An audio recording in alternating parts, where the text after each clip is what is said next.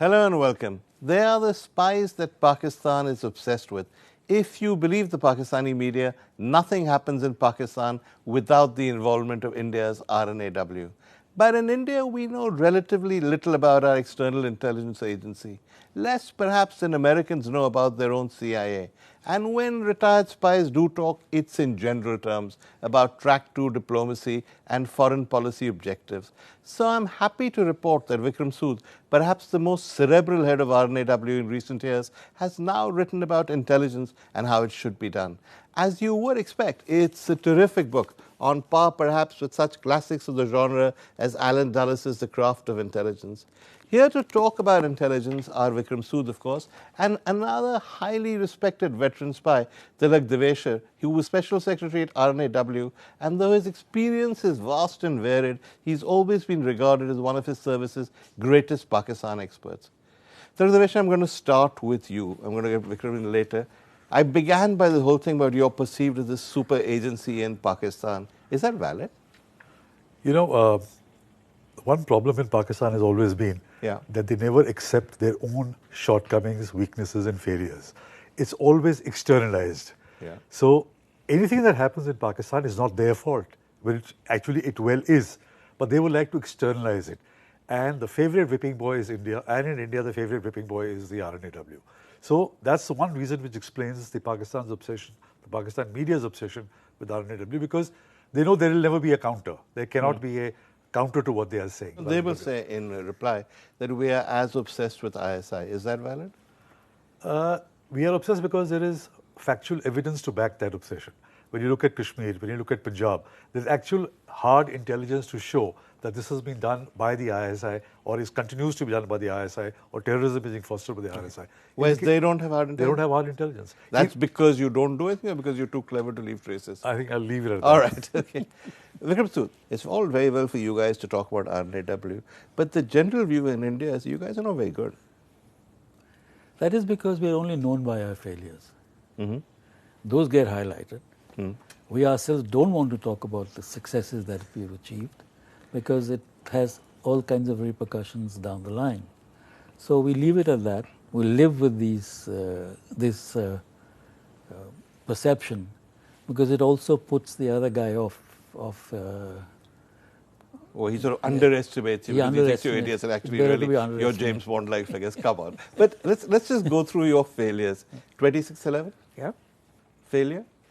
Actually, I wasn't here in the country at the time it happened. But certainly I think it was the fact that they managed to come in. Again, you see, it's very difficult to define intelligence failure. There are two kinds of failure. One is there's no intelligence. Second, there is intelligence, but it has not been acted upon. So that's my point, because the view on 26/11 is that the Americans had told you that there would be an attack, the message had been passed on, and that even an R&AW monitoring station picked up transmissions from the Dow in which the terrorists were coming. The intelligence was forwarded and it was not acted on. You heard that story. What happened, I think, was that, when you get that intelligence, then somebody has to act upon it. We don't act on our intelligence. It gets down the line and then it gets lost somewhere. I believe there was a security alert at Taj, and it was called off because nothing happened for a little while. For a few weeks maybe, so it was called off. So those kinds of things happen down the line. And when failures of the magnitude of 26/11 happen, it's not just a failure. It is a series of half failures, or a series of everybody else not joining the dots. So you would broadly accept that R&AW had some idea that something was going to happen and the intelligence had been passed on? Yeah, that information had been passed on. But then I suppose they didn't know the time exactly when it would happen. There's a general view within all the R&AW people I've spoken to, which is that in incidents like this, you guys had the information, but ultimately you're just information collectors. It's up to other people to act on it. Is that? That is absolutely correct. Well, you would say that, wouldn't you? You were the thing is that we don't have the powers to act. The way it is structured, intelligence in India and most other countries, the people who collect and pass on intelligence to the consumers, it ceases at that time. There is no mechanism where you can say, look, I sent you a report yesterday, have you acted on it? The person who is supposed to act says, none of your business. I will see whether I want to use it or not. So that mechanism, there is a gap. There is a gap, I think, in all democracies, in all governments, where intelligence collectors cannot then, and it's done deliberately, because if I own the intelligence, I will not listen to anybody else and I'll go for that intelligence. You need somebody else to also weigh it and see whether it should be used. But that's where problems arise, when sure intelligence is not acted upon. But then it is a systemic failure. So one of the things in your book is about the Rajiv Gandhi assassination, where you say R&AW kept sending messages and nobody acted on them. Yeah. That's true. That's how it was. So were there many such instances? Well, there was Kargil. We had problems in Kargil too. We kept saying this is. Now, the general view is that nobody knew that these guys had occupied the bunkers in Kargil. Is that true? Or you guys had an idea that something was happening? We had an idea ahead of the events in the preceding autumn that something is building up there and they are planning an offensive. It was, I think, one of those reports we had sent in that they are planning an offensive. We were not sure what. We didn't have the means to know that. But that much we knew, and that's where it ended. Nothing happened. Well, they came in, we didn't get to know that they're actually climbing. But shouldn't the army have been looking out for them? Yes, that is the point. That is the point I make. Yeah. That, you know, we said something is happening. Therefore, the routine that was done every year of pulling back your troops in this winter need not have been done. But they did anyway. They did. Okay, now let's talk about your successes to the extent that all of you, I don't know what version of the Official Secrets Act you've signed, but the general view in the international community is that Afghanistan is one of R&AW's successes. Would either of you dispute that? You know, we had a big gap in our intelligence collection when the jihad started. The Afghan jihad? Afghan jihad. Okay. And then the Taliban moved in. And it was after that, when the Northern Alliance was revived, that we began to have some successes. I'll just leave it at that.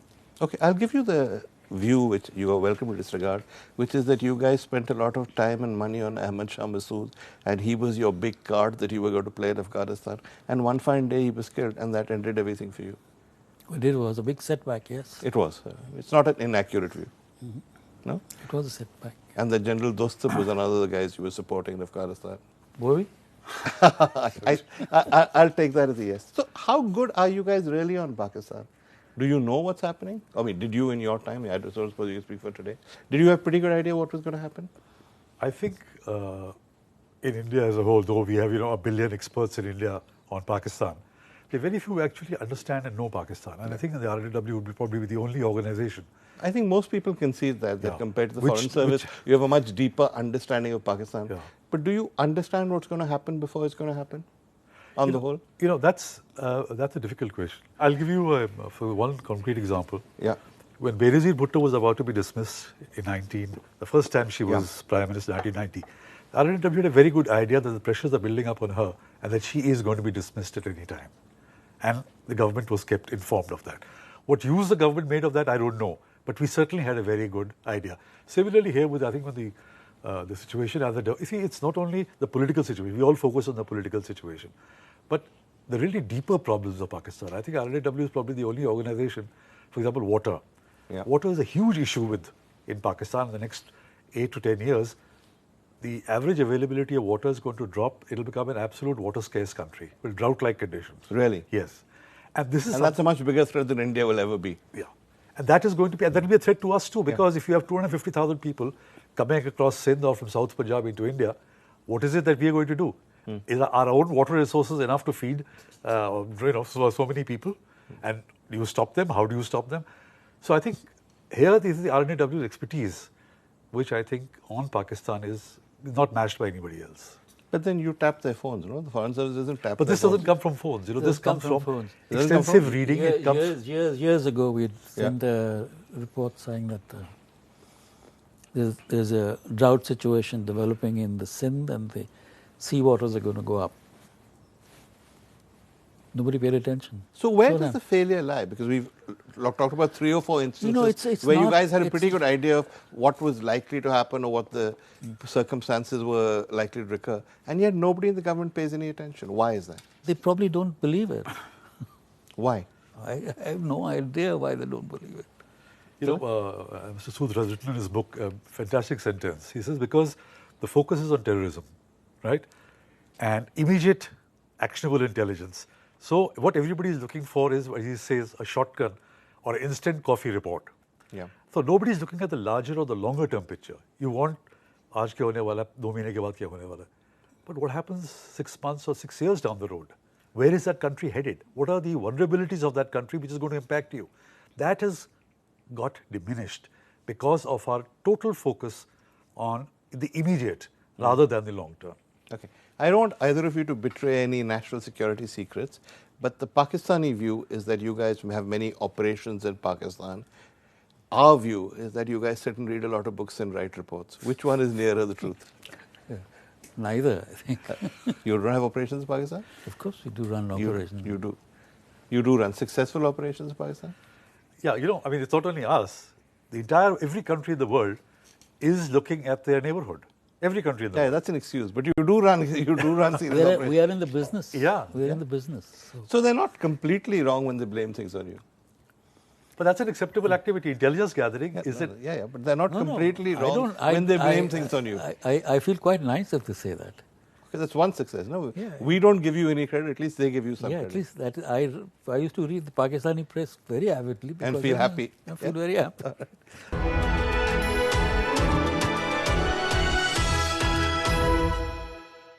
We're discussing the craft of intelligence with two veteran spies, and we're basing it, of course, on Vikram Sood's new book. Vikram Sood, there is a view that R&AW is not what it used to be. I don't know. I haven't heard of this, and You retired 3 years ago.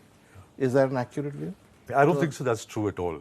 I think because, as Mr. Sood said earlier in the program, because the successes are not talked about, you get this impression that nothing is happening. No, I didn't mean that. I meant that what was once created by Mr. Kao and Shankar and Nair and various people as an intelligence service on par with intelligence provided by SIS or CIA, you're now basically an outfit run by policemen. I won't get into sort of the staffing. It does matter. No? It does matter. Aren't we the only country in the world where the external intelligence service is run by policemen? Well, I think there is. I mean, you've had people from all services coming in. That was the whole idea. Is that still happening? It's still. I'm not sure. Well, when I was there 4 years ago, it was happening. Are we not the only country in the world where the top spies are all policemen?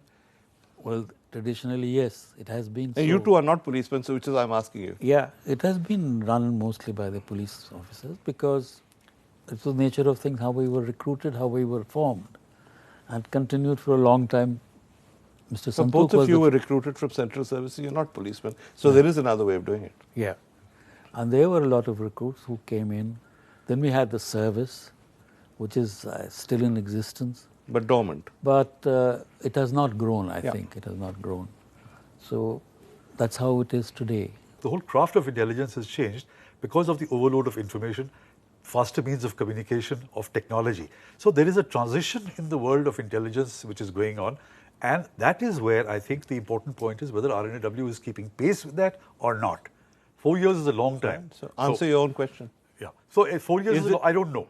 The real answer is Was it keeping pace when you were there? It was certainly trying very hard to keep pace. But in these last 4 years, when you talk about metadata collection, when you talk about the social media explosion, these are things which any intelligence agency, not only the R&AW, has to keep pace with to continue to be relevant. That's an issue.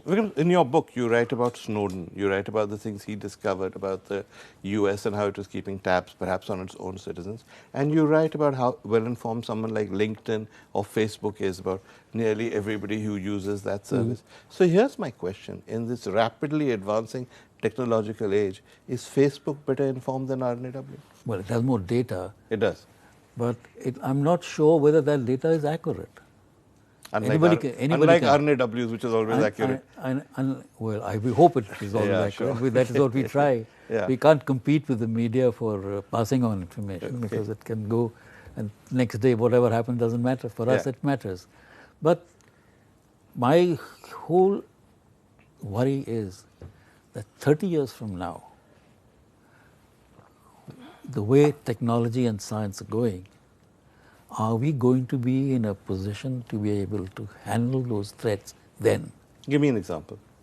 With your artificial intelligence, with miniaturized gadgets, You will have a UAV the size of the palm of your hand. That's a drone, right? A UAV?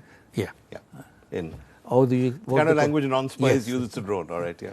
And you will have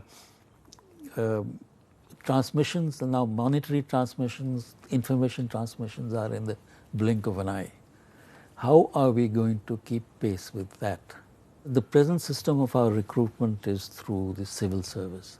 However bright they may be, I don't think they are properly equipped to give us the kind of intelligence capability we might need 30 years down the line.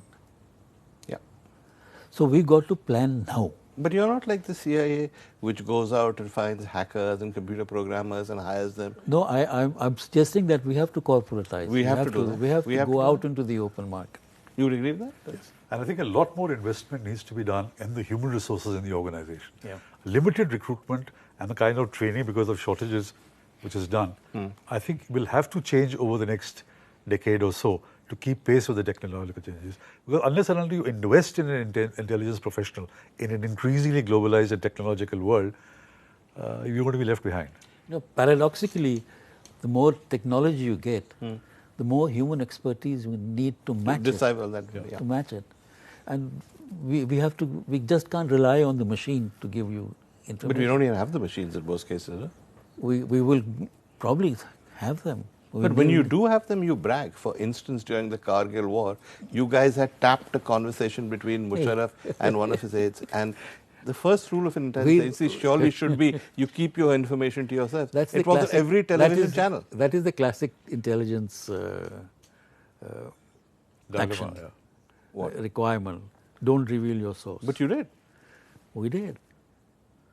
But then we lost the link. You lost the source, right? Yeah, but that was a political call, that the advantages of using that, exposing that link far outweighed the link itself. That was a political call. What were the advantages? To expose to the world what Musharraf and Aziz were doing in Kargil. And Nawaz Sharif didn't. Couldn't you have just taken it to President Clinton and played it to him? Was it necessary to put it on television channels? But it also had to be exposed it to the world what Pakistan had done and build pressure on, tell Nawaz Sharif. This is what your journal is saying. So you couldn't have got it to Nawaz Sharif any other way through, except for its news channel? That's built up pressure on him. He wouldn't have believed it otherwise. Was it worth it? I think in the long run, that was perhaps the only time it was worth. Otherwise? Otherwise, you never disclose this link. We would never have done it. Okay. Now let's talk about the future. As you say in your book, we've been very Pakistan focused. But China is also surely a huge factor. Absolutely. And the Chinese expertise in computers, hacking, etc., is unmatched. How are we going to cope? Simply having to invest in it. Simply having to double your efforts. Right. Assume for the purpose of argument you were still chief of R&AW. Assume you had a good national security advisor who listened to you and was not, say, biased towards somebody else, another organization. What should be done? I would do what Rumsfeld used to say. Which is? Go massive. Okay. Shock and awe? Internally, yes. Yeah. You have to set targets. You have to then look for resources. You got to recruit people, train them, equip them. That means you yourself, as the head of the organization, has to be empowered to do that. Because you can't keep running. You can't. And that's not happening, is it? I don't think in the Indian system this will happen. You know, it can't happen the way the system is organized with policemen and bureaucrats running the show, can it? That's your take. That's right. Those are my views. Yes, isn't that fair? No, that's the way our Indian bureaucracy is built. So, what happens supposing the Chinese, who've used their formidable hacking skills against the United States and everyone, turn them towards India? We are certainly vulnerable. I think the little things which have happened in the past, we are certainly vulnerable. But I want to make one point about China. In most Indian discussions and debates and narrative on China is that there is this big dragon on the march, and we better run scared. And I always, like in the case of Pakistan, nobody's paying attention to internal developments in China. China is an aging population. They have water issues. They have an 800 million strong labor force, which is now running into trouble because exports have sort of shrunk. And this whole OBOR thing is also to shift out labor. And one of the greatest fears of the Communist Party is social unrest. We are not looking at this. We don't talk about it. We don't write about it. We don't try and use and see how we can use these vulnerabilities. So a greater understanding of what is happening inside China. And the first requirement for that is language skills. I don't think in India, whether it is the R&AW, whether it's the IB, whether it's the MEA, NTRO, has enough language, Chinese language knowing people. I would go in for a crash program of training at least 100 people in Chinese language every year, year after year for the next 20 years. That's there in my book. That's in the book, yeah. Okay, so let me give you the cynical, critical view of R&AW, which is that you're quite good on Pakistan because they're basically not so dissimilar from us. You're not bad on Baluchistan, which of course nobody will want to talk about, and on Afghanistan. But when it comes to the wide world out there, you guys are hopelessly underdeveloped. You don't have the technology, you don't have the language skills, you don't have the budgets, and you're vulnerable. We have to do a lot of hard work. So is that a yes? Yeah, that's a yes. That's we a yes. we have to do a lot of hard work to catch up. You agree to that? You know, as the title of his book says, The Unending Game, you can't rest on your laurels at any time. It has to be a constant run to keep upgrading yourself because threats are changing. And he makes a very important point, surge, you know. The organization should have the ability to surge where a requirement comes up. Today, you don't have that ability. You know, it's still bureaucratic structures, as you mentioned. You just don't have the capacity for surge. So we have to keep running all the time and improving ourselves all the time to face new challenges. So let's summarize that. First of all, I think you should get this book. It's really one of the best intelligence books I've ever read, and I read a lot of them. Secondly, I think we should accept that R&AW is not quite as useless as I've made out it is, playing devil's advocate.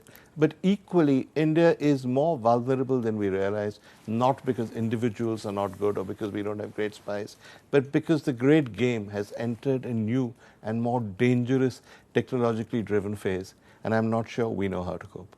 We'll see you again next week. Goodbye.